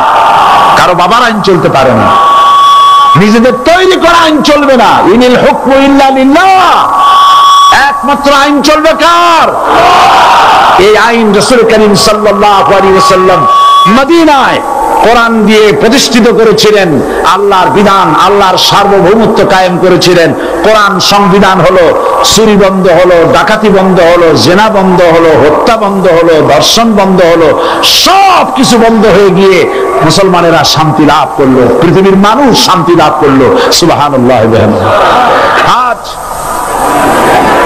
মুসলমানেরা শত্রু চেনে না, বন্ধু চেনে না। বন্ধুকে বানাইছে শত্রু, শত্রুকে বানাইছে বন্ধু। কে বন্ধু কে শত্রু চিনাই দিবেন কে? আল্লাহ। বলেন কে দিবেন? আল্লাহ রাব্বুল আলামিন কোরআনে কারীমের মধ্যে পরিষ্কার করে বলেছেন, লাতাজিদান্না শাদ্দান নাসি আদাওয়াতান লিল্লাযীনা আমানুল ইয়াহুদা ওয়াল্লাযীনা আশরাকু।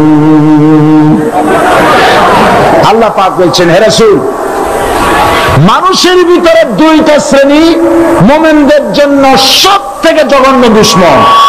কয়টা শ্রেণী? 2টা। একটা হলো ইহুদ, আর একটা হলো মুশরিক। একটা হলো ইহুদি, আর একটা হলো মুশরিক। এটা হলো তোমাদের দুশমন। আর আজ আমাদের দেশে, পৃথিবীর বিভিন্ন দেশে মুসলমানেরা মুশরিকদের সঙ্গে সম্প্রীতি বাড়াচ্ছে, মুসলমানদের সাথে শত্রুতা বাড়াচ্ছে। দুনিয়ার ময়দানে আপনি যা কামাই করবেন, এখানে রেজাল্ট আউট হবে, এখানে আপনি পাবেন ফল, এখানে পাবেন। যা করবেন, এখানে গাছ লাগাবেন, ফল লাগাবেন, এখানে পাবেন। আর আল্লাহর জন্য যেটা করবেন, সেটার ফল, সেটার রেজাল্ট কিয়ামতে বাইর হবে। সুবহানাল্লাহ। এখানে পরীক্ষা দিয়ে যদি কেউ ফেল করে, ম্যাট্রিক পরীক্ষা দিয়ে ফেল করেছে, ফাজেল পরীক্ষা দিয়ে ফেল করেছে, আবার পরীক্ষা দিয়ে পাস করার সুযোগ আছে। আবারও ফেল করেছে, আবারও পরীক্ষা দিয়ে পাস করার সুযোগ আছে। 10 বার যদি ফেল করে, আরো 10 বার পরীক্ষা দিয়ে পাস করার সুযোগ আছে। কিন্তু কিয়ামতের দিন আল্লাহ রাব্বুল আলামিনের জীবনের পরীক্ষায় কোনো মানুষ যদি আল্লাহর আদালতে ফেল করে বসে একবার, দ্বিতীয়বার পরীক্ষা দেওয়ার আর কোনো সুযোগ নাই। এই পৃথিবীতে যদি কেউ নিম্ন আদালতে মামলায় হেরে যায়, জজ কোর্টে করবে, যদি হেরে যায় হাইকোর্টে করবে, হেরে গেলে আপিল করবে সুপ্রিম কোর্টে, সুপ্রিম কোর্টেও যদি হেরে যায় তাহলে প্রেসিডেন্টের কাছে আপিল করবে। সুযোগ আছে কয়েকবার। কিন্তু কিয়ামতের দিন জীবনের আদালতে কোনো মানুষ যদি একবার ফেল করে বসে, জীবনের মামলায় যদি একবার হেরে যায়, দ্বিতীয়বার আপিল করার আর কোনো জায়গা নাই। সে আজ হরাতে রেজাল্ট আউট হবে। আমরা সব মরে যাব, আমরা সব কি হব? সব মরে যাব। আল্লাহ পাক আমাদেরকে উঠাবেন না। মানুষকে কবরে রাখার সময় আমরা কি বলি? মিনহা খালাকনাকুম, জানেন না? পড়েন, মিনহা খালাকনাকুম ওয়া ফিহা নুঈদুকুম ওয়া মিনহা নুখরিজুকুম তারাতান উখরা। এই মাটি দিয়ে তোমাকে তৈরি করা হয়েছিল, এই মাটির মধ্যে রেখে গেলাম, এর থেকে আবার তোমাকে উত্থিত করা হবে। কে বলতেছেন এ কথা? আল্লাহ পাক বলছেন, আল্লাহ তাআলা বলছেন। কি নিষ্ঠুর এই পৃথিবী! ভেবে দেখেছেন কি একবারও কি ভেবে দেখেছেন এই পৃথিবী কত নিষ্ঠুর? এই সন্তান সন্ততি সব একটি মোহ, একটি মায়া, একটি মহব্বত, একটি প্রতারণা।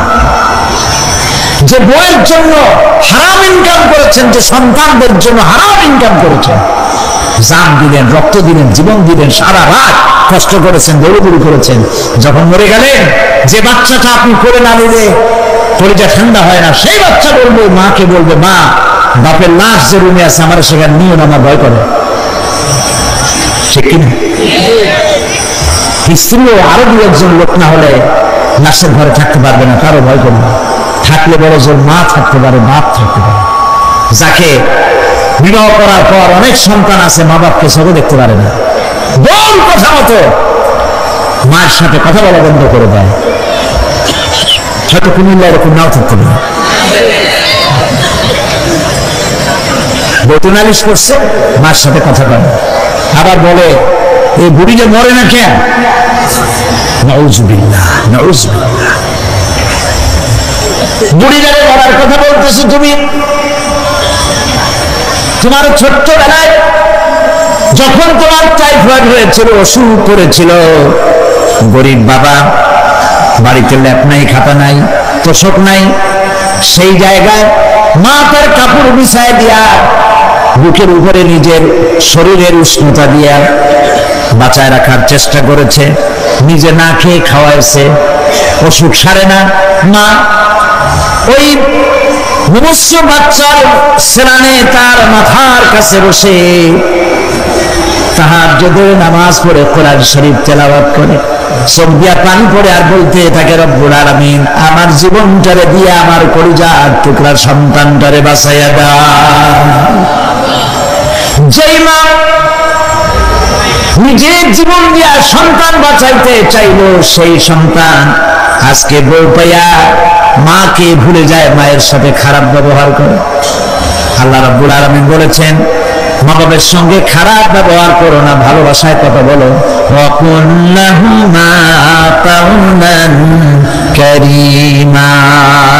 সম্মান সূচক কথা বলো, মা বাবার জন্য দোয়া করো। কে বলতেছে? আল্লাহ তাআলা বলছেন, দোয়া করো আমার কাছে এই ভাষায়, রব্বিরহামহুমা কামা রাব্বায়ানি সাগীরা। পড়েন সবাই, রব্বিরহামহুমা কামা রাব্বায়ানি সাগীরা। আয় আমার রব, আমার মা বাপ যেমন ছোটবেলায় আমাকে অত্যন্ত যত্ন করে লালন পালন করেছে, আল্লাহ তাআলা তুমি দয়া করে আমার মা বাপকে তোমার রহমতের করে লালন পালন করো। সুবহানাল্লাহ। প্রত্যেক নামাজের পর সকলে এই দোয়া করবেন, মনে থাকবে? মনে থাকবে? প্রিয় ভাই সব, সেই কিয়ামতের মাঠে আমাদেরকে উঠতে হবে, আল্লাহর দরবারে উঠতে হবে। আল্লাহুম্মা আমিন। রব্বানা যালামনা আনফুসানা وإن لم تغفر لنا وترحمنا لنكونن. ربنا لا تزغ قلوبنا بعد إذ هديتنا وهب لنا من لدنك رحمة إنك أنت الوهاب.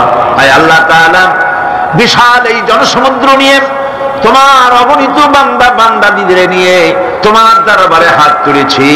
আয় আল্লাহ, দয়া করে আমাদের জিন্দেগীর সমস্ত গুনাহ খাতাকে মাফ করে দাও। রব্বুল আলামিন, আমাদের মধ্য থেকে যাদের মা বাপ দুনিয়া থেকে জনমের মতো বিদায় হয়ে গেল, আয় আল্লাহ আমাদের মা বাপের কবরগুলিকে জান্নাতের টুকরা বানায়া দিও।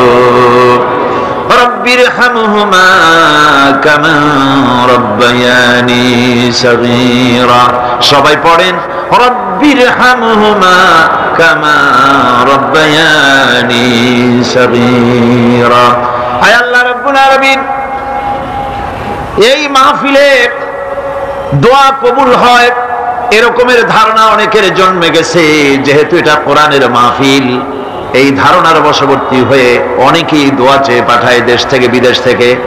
আয় আল্লাহ তাআলা, তুমি দোয়া কবুল করেছো এমন বহু প্রমাণ আমরা ইতিমধ্যেই পেয়ে গেছি। আর আমরা জানি তুমি বলেছো, উদুনি আস্তাজিব লাকুম, আমারে ডাকো আমি ডাকের সাড়া দিয়ে দেব। রব্বুল আলামিন, বিনীত ভাবি তোমার আলিশান দরবারে, শাহী দরবারে গোলামের মতো ফরিয়াদ জানাই, যত মানুষ তোমার বান্দা বান্দিরা যত নেক নিয়ত করে দোয়া চায়, সকলের দোয়া কবুল করে নিও। সমস্ত মানুষের অভাব অভিযোগ দূর করে দিও রব্বুল আলামিন। এই মাহফিল অতীতেও তুমি ঋণযুক্ত রাখো নাই, এবারও যেন ঋণগ্রস্ত হয়ে না থাকে। এই শহরে কত বড় বড় ধনী আছে বাবু, তাদের দিলগুলিকে নরম করে দিও। তোমার বান্দা বান্দির দিল নরম করে এই বাজেট যা রয়েছে আল্লাহ তুমি তা পুরা করে তার থেকে আরো বেশি দিয়ে দিও রব্বুল আলামিন। আয় আল্লাহ তাআলা, কোরআনের মাহফিলে বসলাম, যেই হাদিস দিয়ে মাহফিলটা শুরু করেছিলাম, তোমার হাবিব বলেছেন কোরআনের মাহফিলে, জিকিরের মাহফিলে, তোমার আলোচনার মাহফিলে, তোমার হাবিবের আলোচনার মাহফিলে কোন মানুষ এসে হতভাগ্য হয় না বলে তোমার হাবিব বলেছেন। তোমার উদ্ধৃতি দিয়ে তিনি বলেছেন, মাবুদ এই মাহফিলে আমাদের ভাগ্য তুমি বদলাইয়া দাও, আমাদের সাইয়্যাত গুলি দয়া করে তুমি হাসানাত দিয়ে বদলাইয়া দাও রব্বুল আলামিন। সমস্ত আলেম ওলামাদের হায়াত দারাজ করে দাও। ইসলামী চিন্তাবিদ, ইসলামী বুদ্ধিজীবী, ইসলাম যারা চায়, ইসলাম যারা ভালোবাসে, তাদের সকলকে আল্লাহ তুমি এক বানায় দাও। আয় আল্লাহ তাআলা, এই মাহফিলে যত লোক উপস্থিত হয়েছে কাউকে তুমি মাহরুম করে দিও না। সকলের ঝুলি তোমার রহমত দিয়ে আল্লাহ তুমি ভরে দাও। আল্লাহুম্মা জিদনা ওয়ালা তানকুসনা وأكرمنا ولا تهنا وأعطنا ولا تحرمنا وآثرنا ولا تؤثر علينا واردنا وأرض عنا يا كريم يا رب العالمين ربنا تقبل منا إنك أنت السميع العليم وتب علينا إنك أنت التواب الرحيم سبحان ربك رب العزة عما يصفون وسلام على المرسلين الحمد لله رب العالمين بحق لا إله إلا الله محمد رسول الله। আসসালামু আলাইকুম ওয়া রাহমাতুল্লাহ।